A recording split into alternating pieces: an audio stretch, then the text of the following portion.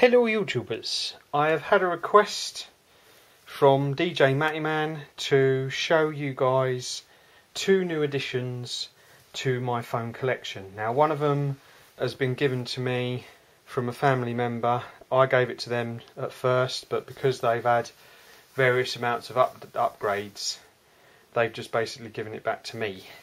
And it was a phone that I used quite a long time ago.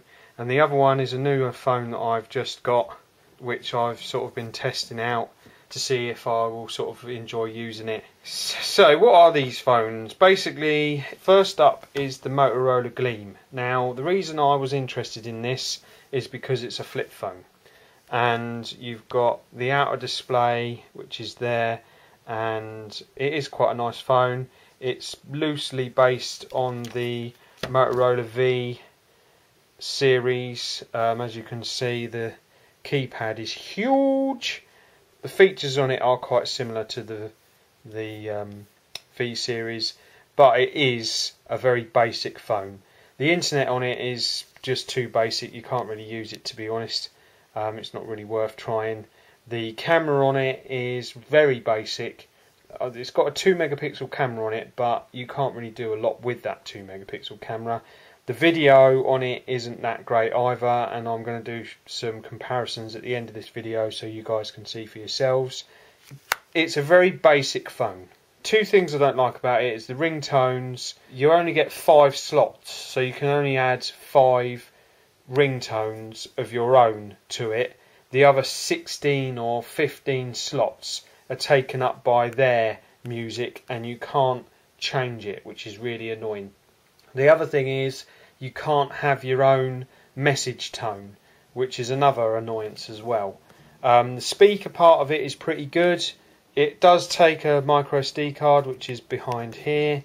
I'm not sure about the battery life yet because I haven't really tried it out. It's got a webcam feature as well, which I do not understand why they've done that, because it only records in QSIF, which is really small, and the webcam is really small as well, so I don't understand why they've done that.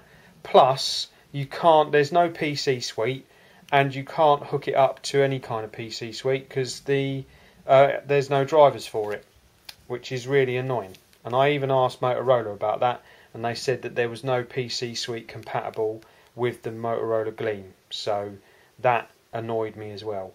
I think as a basic phone, if you need to get your kids a phone, or if you're interested in a flip phone yourself and you want the extra sized keys, then this is a good phone to get. I have read that it has got quite good battery life. I would have preferred a better display than that, but you know, you sort of get what you pay for really. It is a nice little phone, but coming from using the Samsung Wave 2, it is quite a bit of a tech shock, but it is a nice flip phone. I wish they'd start to do flip phones again, because I really did like the flip phones like the Samsung E720 and the Samsung E770. They were both good phones. So that's the Motorola Gleam. Next to the little mobile phone family is the Samsung D600, or a return, a prodigal son as you would call it. This is a nice little nifty phone. The only problem with it is that it's locked on Virgin, which drives me up the wall. I have contacted Virgin. I'm waiting for them to get back to me to see how much it will cost to get it unlocked. And once I do get it unlocked, then I will probably be using this over the Motorola Gleam, because I do like it. It is quite a nice little phone. Okay, the video isn't anything to scream about, but it's a hell of a lot better than the Motorola Gleam. Plus you've got the slide capability of it, which is pretty good still. I mean, considering this is at least 7 years old, it is in pristine condition, and it is a really nice little phone. It's a 2 megapixel camera, which is pretty good. You've got a flash on there as well, which is groovy. You've got a little mirror and all, and it is a nice little phone. I do like it. You've got the menu buttons there, various different other buttons there. I'm not going to go into it in too much detail because of time and battery life. So yeah, I was always impressed with this. I like the D500, and when this came out I really like this as well. So if I can get it unlocked, then I will be using this quite a lot instead of the Motorola Gleam. So there you go, that's the Samsung D600 and the Motorola Gleam. I will be doing some videos, samples from both of these. I will try and make them the best quality as I can, but obviously because of the size they might not come across on YouTube too well, but we'll have to wait and see on that one.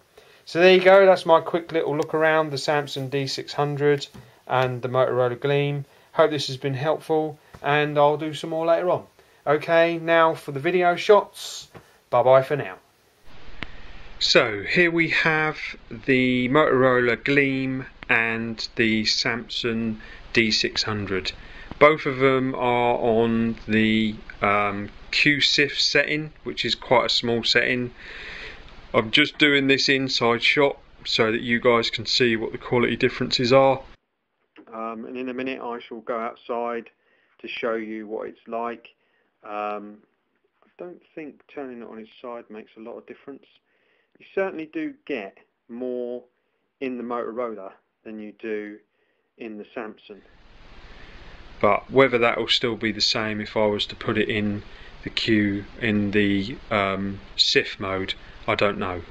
So next what I'll do is a comparison of the two outside so that you guys can see what the quality of the video is like outside. Okie dokie. So, okay, here we have the outside front shot.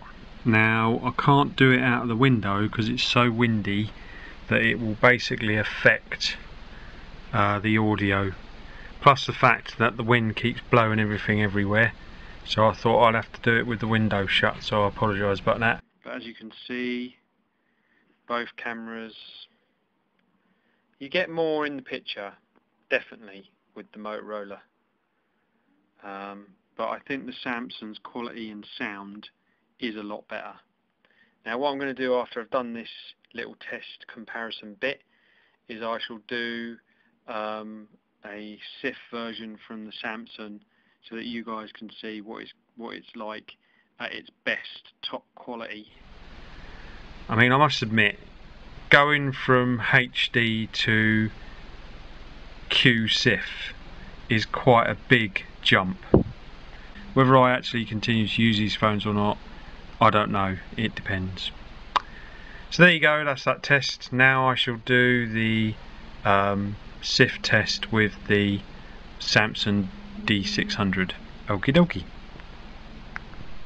Okay, so this is the SIF on the D600.